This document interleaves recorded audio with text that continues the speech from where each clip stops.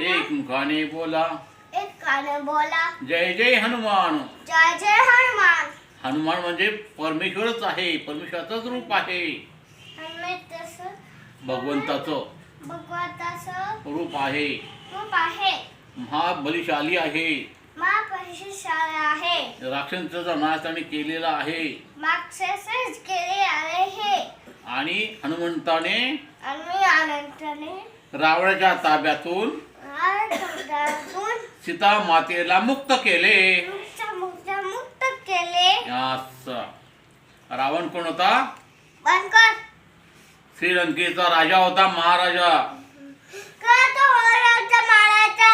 पण तो भक्तच होता.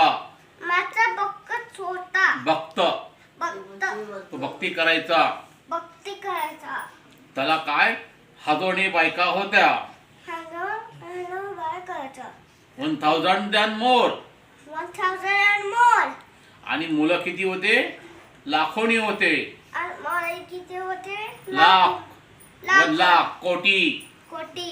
आणि सगळी झाली मोठी. मोठी. पण हनुमंता पडली छोटी. छोटी.